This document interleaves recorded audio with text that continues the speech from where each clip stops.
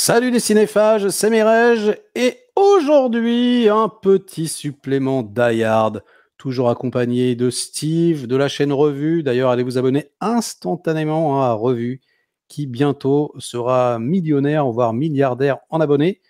On est revenu la dernière fois sur toute la saga Die Hard et aujourd'hui, les meilleurs clones de Die Hard, puisque vous le savez, hein, tout le monde, suite au succès pharaonique de Piège de Cristal, voulait le même succès.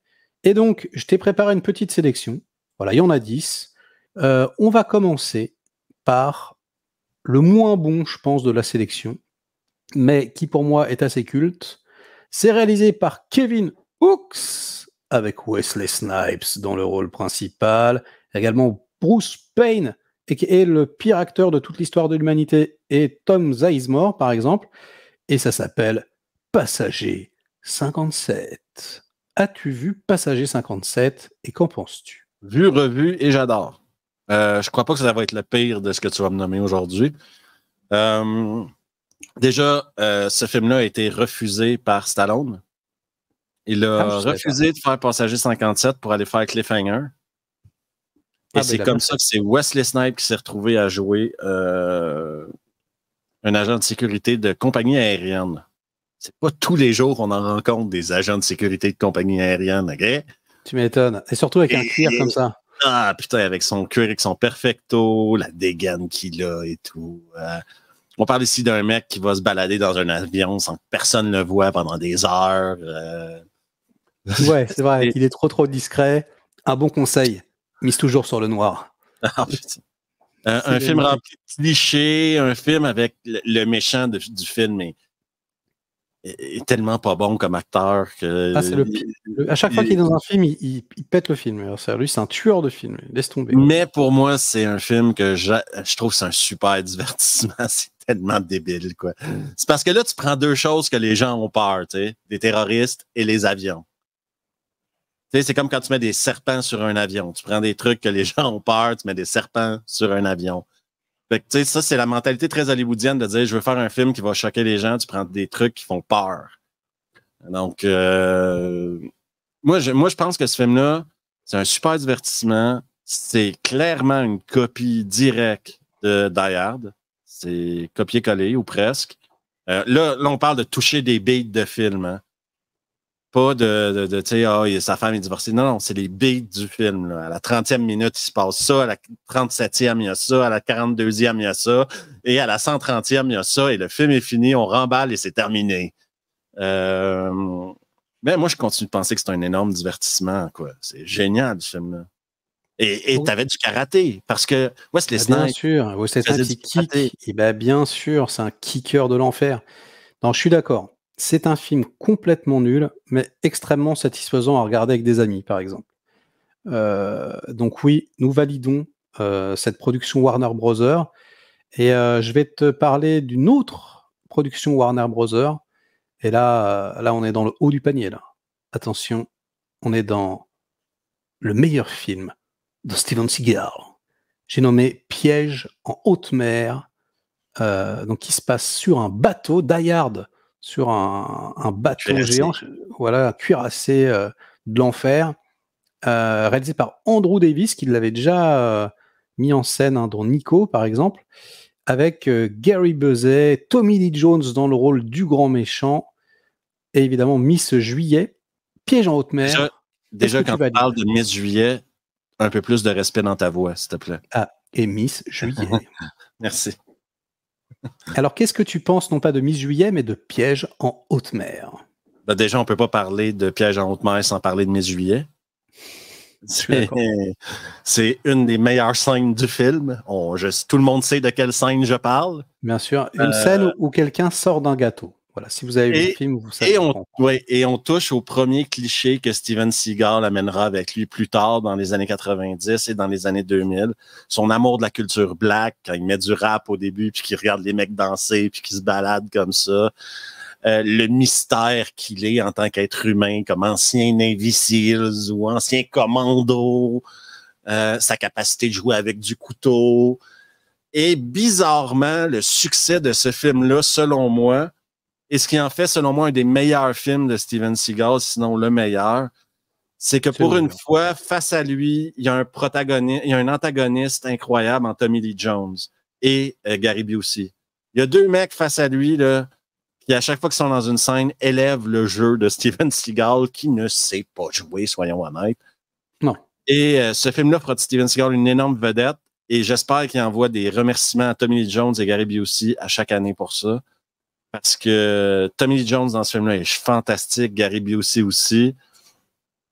Et Steven Seagal, qui est, rappelons-le, un simple cuisinier qui pour l'occasion a coupé son catogan. Hein, c'est ça, je pense qu'en fait, c'est ça le secret. En fait, il a toujours un catogan et à chaque fois qu'il se le coupe, en fait, il fait un bon film. En fait, il aurait dû se couper les cheveux à chaque fois en réalité. C'est très bien réalisé.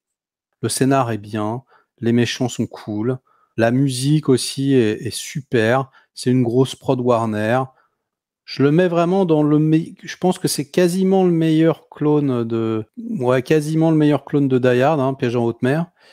Mais il faut absolument que je parle évidemment de la suite, un Piège à grande vitesse. Voilà, réalisé par Geoff Murphy. Donc alors lui, réalisateur très très étrange, donc qui a fait des films complètement irregardables, genre Fortress 2, par exemple avec Christophe Lambert. Donc c'est incroyable, mais qui a été réalisateur seconde équipe, par exemple, sur toute la saga Seigneur des Anneaux. Tu vois. Donc c'est très très bizarre. Donc là, c'est Die Hard dans un train. Casey Ryback, notre cuistot préféré, revient. Qui a énormément de regards malsains face à sa nièce, des fois, je trouve, OK? Oui. Je trouve qu'il regarde sa nièce de manière extrêmement malsaine dans ce film-là. Ah de toute façon, même sur le tournage, apparemment, hein, il avait des mains baladeuses. Il était pas très punchy, hein, Steven Seagal, pas très très cool. Mais bon, passons.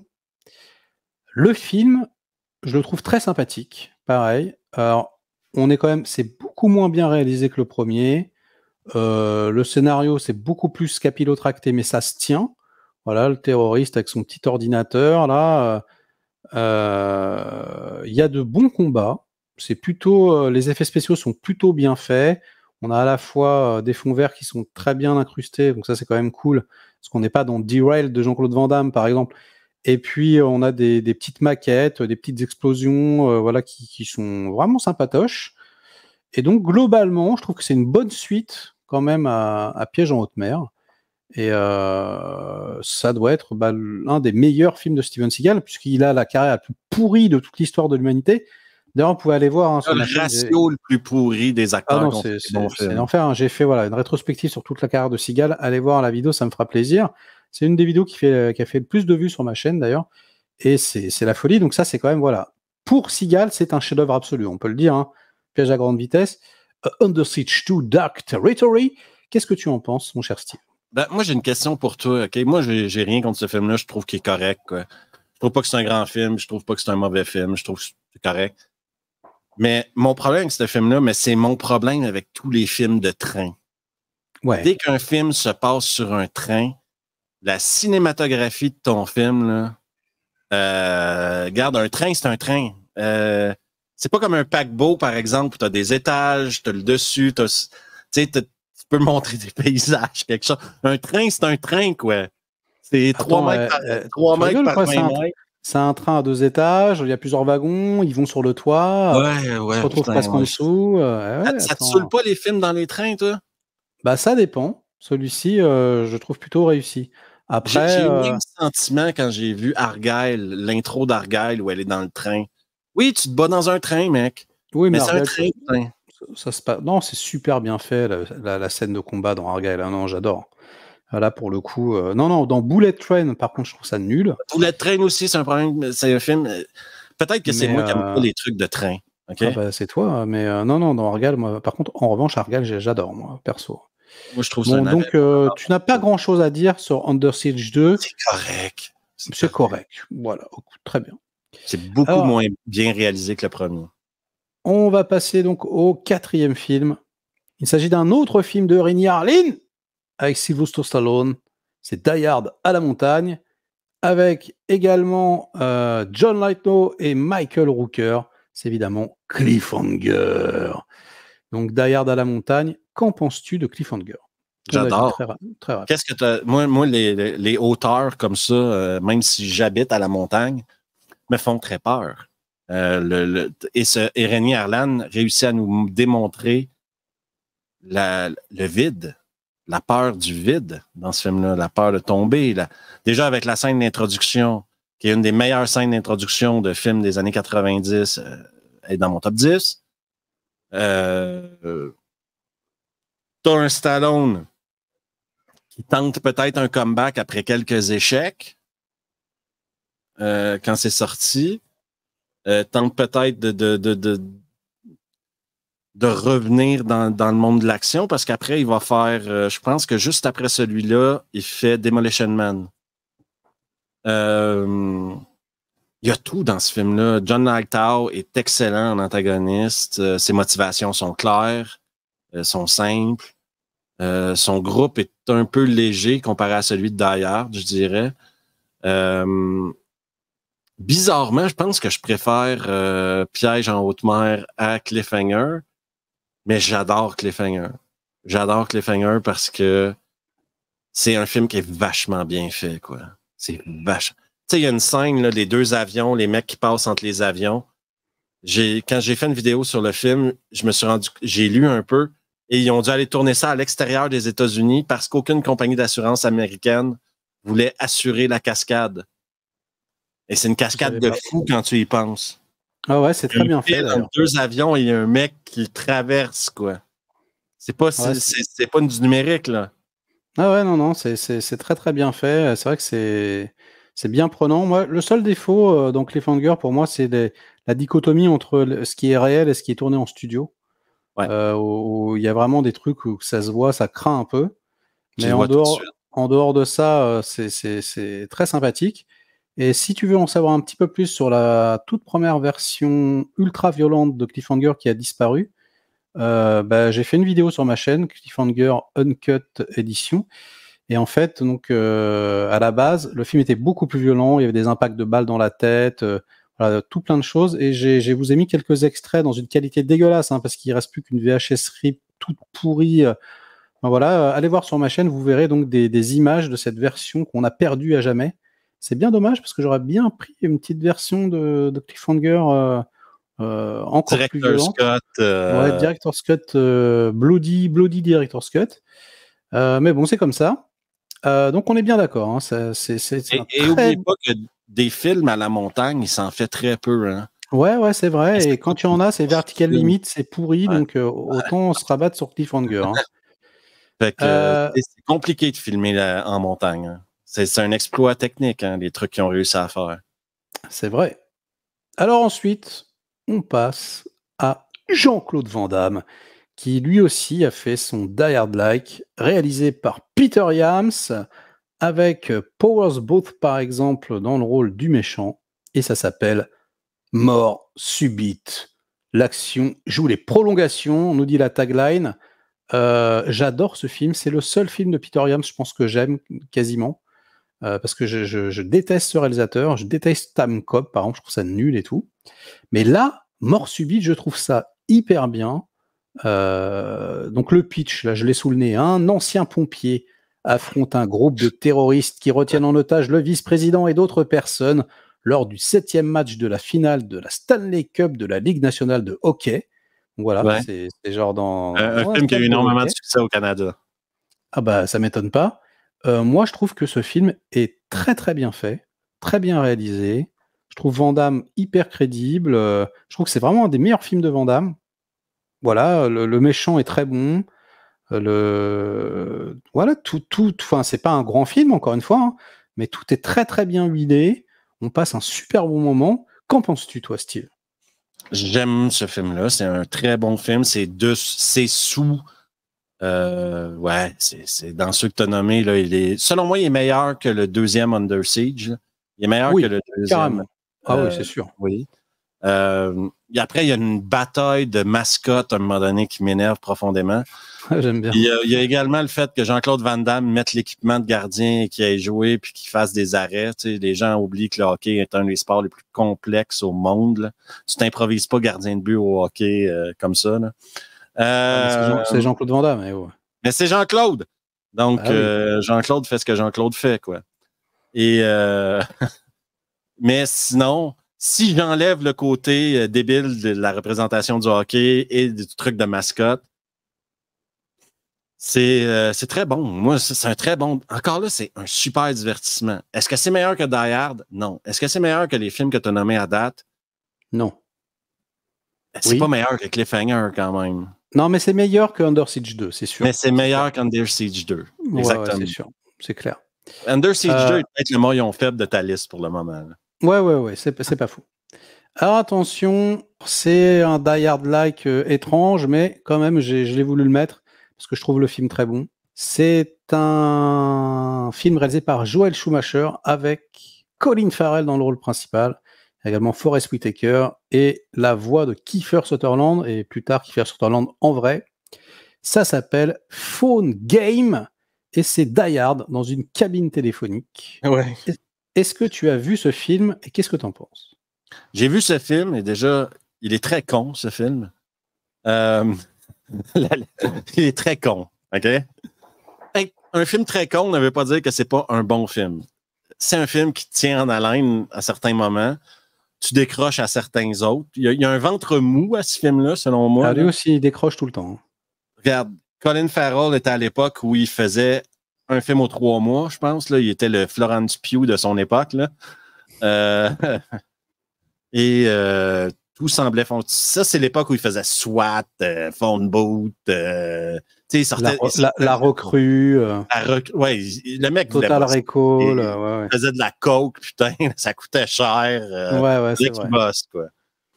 Et ce film-là est rempli de défauts. Après, selon moi, Joel Schumacher, le problème avec Joel Schumacher, c'est que c'est dur pour moi de donner une personnalité à la réalisation de Joel Schumacher. Je pense que dans les années 80, il faisait des trucs un peu plus ce que lui, il voulait faire. Dans les années 90 et 2000, il est devenu un peu genre, faut que je bosse, quoi. Qu'est-ce que les studios ont besoin comme... Vous voulez quoi comme film? Vous voulez un Die Hard dans une boîte téléphonique? C'est beau, je vais vous faire un Die Hard dans une boîte téléphonique.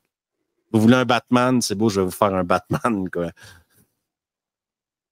C'est mon problème avec Joel Schumacher, c'est ça. Mais, je sais pas, t'aimes ça, toi, tu l'aimes, ce film-là? Ouais, moi j'aime beaucoup ce film. Je trouve très très bien mené, joué, réalisé, assez prenant, assez captivant. Non, je trouve ça très très très bon. Et d'ailleurs, il est très très bien noté sur IMDb. Il a 7,1 sur presque 300 000 votants, donc c'est quand même une très très très très bonne moyenne. Hein. Au-dessus de 7 sur IMDb. Ouais. Non, c'est très bon. Mais non, mais j'entends, tu l'aimes moins que moi. Écoute, c'est comme ça. Il est meilleur que Piège à haute vitesse. Alors là, clairement. Hein, pour moi, c'est quasiment le meilleur film de la sélection pour l'instant, avec peut-être Cliffhanger, Piège en haute mer, mais je veux dire, ça n'a rien à voir parce que là, c'est plus un vrai film qu'un Die Hard, on va dire, entre guillemets. C'est très suspense. Mais oui, complètement. Mais voilà, c'est quand même, voilà, je l'ai mis en boutade, mais c'est un peu vrai, quoi. Il y a un peu c'est Die Hard dans une boîte téléphonique, t'as 100% raison là-dessus. C'est un petit peu ça. Ceci dit, et alors là, je pense que ça se discute, mais on en a parlé un petit peu tout à l'heure, mais c'est probablement lui le meilleur Die Hard-like, en fait, ever. Un film réalisé par Jean Debout, avec Keanu Reeves et Dennis Hopper et Sandra Bullock. C'est Die Hard dans un bus et ça s'appelle Speed. Alors pour moi, je vais être très très concis. C'est quasiment un chef-d'œuvre pour moi ce film. C'est parfait. Il y a juste la toute fin qui est le climax avec le train. Bon, c'est peut-être un poil trop. Mais sinon, je trouve qu'il n'y a aucun défaut. Ça n'a absolument pas vieilli du tout. Les acteurs sont incroyables. La réalisation, elle est complètement dingue. Tout est huilé parfaitement du générique avec l'ascenseur. Enfin, je trouve ça génial. Là, je l'ai revu en 4K, la copie est sublime. C'est un bonheur de tous les instants. Donc, ouais, pour moi, c'est le top 1, c'est Speed, c'est vraiment génial. Que penses-tu de ce film, Steve? Déjà, le pitch du film est incroyable. Pense-y 2 secondes. Là. Ah, il concept. Tu dis, là, si quelqu'un te dit raconte-moi un film en 2 minutes, le pitch. Il y a une bombe dans un bus. S'il ralentit, le bus explose. Tu peux pas descendre en bas de telle vitesse, sinon le bus explose et t'es à Los Angeles. C'est mortel. C'est génial comme pitch de film, quoi. Ouais. Et t'as un Keanu Reeves qui ressemble pas au Keanu Reeves qui joue un agent du FBI dans Point Break. C'est 2 rôles complètement différents. Pourtant, il joue des flics dans les 2 rôles. Ça, on oublie souvent de parler du jeu de Keanu Reeves dans Speed. Mais Keanu Reeves dans Speed est un putain d'actionneur, là. Ouais, c'est vrai. Il est super crédible. Dennis Hopper en méchant dans le film. Énorme. C'est pas une menace physique, OK, pour personne, mais c'est un psychopathe, quoi. C'est un grand malade. Et ses motivations sont justes. Il veut être payé pour le travail qu'il a fait, quoi. Sandra Bullock, elle est charmante dans ce film-là. Elle est charismatique, elle est adorable. Elle est la copine que tu veux présenter à ta mère, quoi. J'avoue, c'est mortel. Et ouais, tout est parfait. Enfin, je veux dire, voilà. Je le mets en numéro 1 des Die Hard-like. Est-ce que tu me suis là-dessus ou pas? Numéro 2. C'est quoi le premier? Pour moi, ça reste Piège en haute mer. Tu préfères Piège en haute mer que Speed? Ah bah donc. Non, moi je préfère vraiment Speed. J'ai un gros amour pour Piège en haute mer. Ouais, non, mais j'adore, hein, mais vraiment Speed, je trouve que c'est mieux réalisé. Ah oui, c'est un meilleur. Moi, je pense que Speed est un meilleur film que Piège en haute mer. Mieux écrit, mieux interprété. Puis surtout, le concept, quoi, comme tu disais, c'est Speed, quoi. C'est-à-dire que ça s'arrête jamais. Il y a de l'action tout le temps, il y a de la vitesse tout le temps, il y a des embûches tout le temps. Donc, du coup, il y a de l'adrénaline tout le temps, quoi. C'est assez imparable comme Vu au ciné à l'époque, c'était incroyable, quoi. Ce qui ne marche absolument pas dans Speed 2, Cruise Control. Ah ben, tu peux pas aller sur un bateau, quoi. Où en fait, Jean Debon, là, se plante complètement. D'ailleurs, il n'y a que Sandra Bullock qui revient. Il est remplacé Keanu Reeves par Jason Patrick, que j'aime bien, mais bon, voilà. William Dafoe, il fait ce qu'il peut. Mais en fait, c'est complètement con, le truc Speed. Et en fait, tu es sur un paquebot qui va à 2 à l'heure, déjà. D'où... ça marche pas du tout. Rien que le concept sur le papier, il marche pas, quoi. T'as pas du tout envie d'aller voir le film. Et c'est une putain de catastrophe. Qu'en penses-tu, mon cher Steve, de Speed? Ah non, c'est nul à chier, Speed 2. Non, c'est un énorme navet, ça. On n'est même pas dans le nanar, là. On est dans le navet. C'est chiant, c'est long, c'est pas bon. Il n'y a aucune chimie entre Jason Patrick et Sandra Bullock. Si quelqu'un a vu de la chimie entre ces deux-là, putain, vous avez de la merde dans les yeux, je vous le dis tout de suite. Le scénario est ridicule, OK, mais ridicule, c'est mauvais. C'est juste un énorme navet, quoi. Speed sur un bateau. Ça n'a aucun sens. On parle de quoi, là? On est où, là? Non, et en plus, c'est un film qui avait un plus gros budget que le premier Speed, etc., etc. Ils se sont plantés avec ça. Un accident industriel.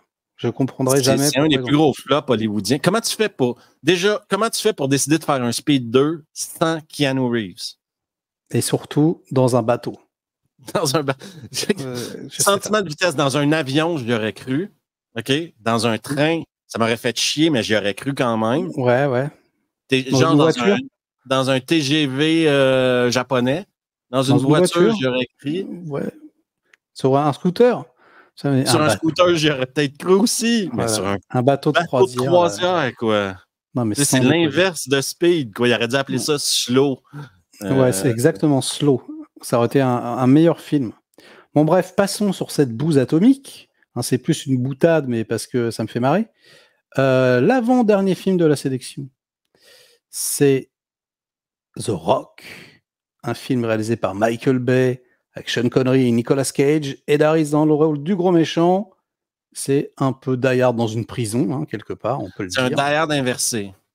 Voilà. Pour moi, c'est un des meilleurs films d'action du monde. J'en ai déjà parlé hein, sur la chaîne. J'adore la musique, le style de Michael Bay. Alors là, il est vraiment au top du top. En plus, il y a vraiment un côté, enfin, toi qui doit te plaire, il y a un petit côté nanar, tu sais, le côté les boules vertes de l'enfer, là. C'est genre technologie, La science de technologie mes de ouf couilles et que tout. j'appelle là, la science de mes couilles. Ouais, Mais c'est très, très bon, ça. tu sais, ce mec-là, on chie beaucoup dessus, Michael Bay, hein. Mais les gens oublient qu'il y en a une chier de réalisateurs qui essayent d'imiter ce qu'il fait et qui arrivent pas, quoi. Ah bah, c'est clair, le mec est trop fort. Je veux dire, moi, j'aime vraiment pas le surdécoupage. C'est-à-dire qu'à chaque fois que je me retrouve avec un film monté en mode épileptique, ça me fait penser à Olivier Mégaton quand il fait Tekken 2, tu vois. C'est irregardable. Et il y en a que très peu qui arrivent à transcender ce truc-là, dont Michael Bay.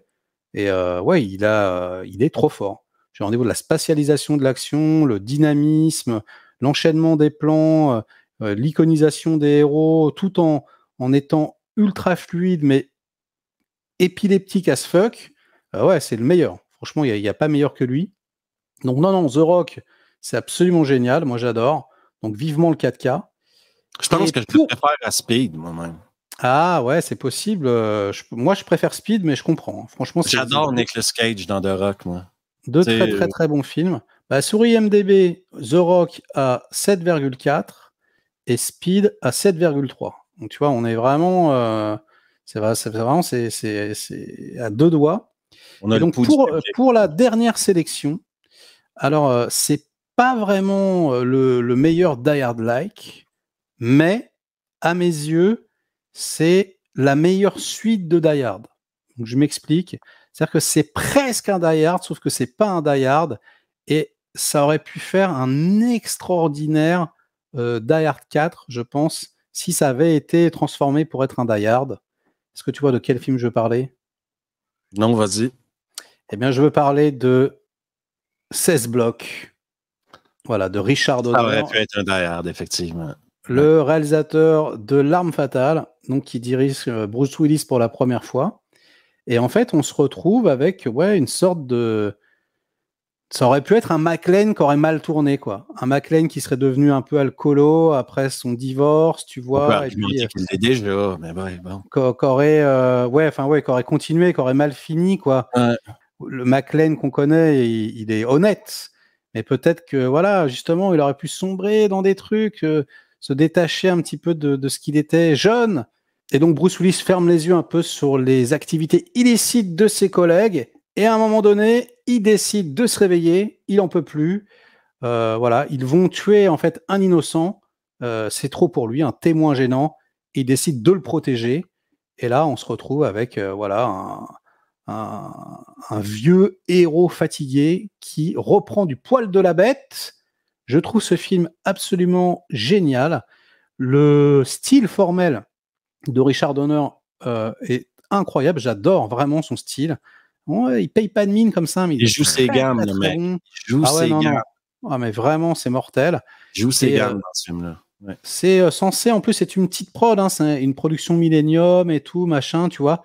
C'est censé être un petit film, mais en fait, ça fait directement classe A, quoi. C'est tellement bien shooté, bien monté, bien interprété, ça défonce. Et je vous recommande le Blu-ray, puisque dedans, il y a la version longue, enfin, il y a deux versions du film avec une fin alternative. Et la fin alternative, les petits-enfants, elle est ultra, ultra surprenante. Je vais pas la spoiler ici si vous l'avez pas vue, mais vraiment, courez-y. Donc ouais, c'est la meilleure suite de Die Hard. C'est Die Hard, quelque part, Die Hard 4, le vrai Die Hard 4, ce qu'il aurait pu être.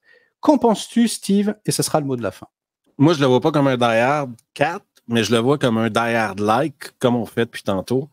Je dirais aux gens que c'est bien meilleur que Piège à haute vitesse et que c'est un film qui rentre dans ma catégorie de films hyper sous-estimés. Parce qu'à l'époque, Donner n'avait plus la cote. Parce qu'à l'époque, Willis n'avait plus la cote. On a regardé ce film-là de haut. Alors que c'est un film qui est super bien écrit. C'est un film qui est super bien réalisé. Est-ce que c'est à la hauteur des Speed ou de Rock? Non. OK? Mais c'est pas la même ambiance qu'on a dans ce film-là non plus. C'est un film qui est beaucoup plus sombre dans le propos qu'il traite. C'est pas un blockbuster d'été, là. Pour moi, ça aurait pu être fait par un mec qui fait un film d'auteur qui veut démontrer la corruption dans la police et un mec qui retrouve la passion d'être qui il a déjà été, etc. Un petit côté Sidney Lumet, un peu. Ouais.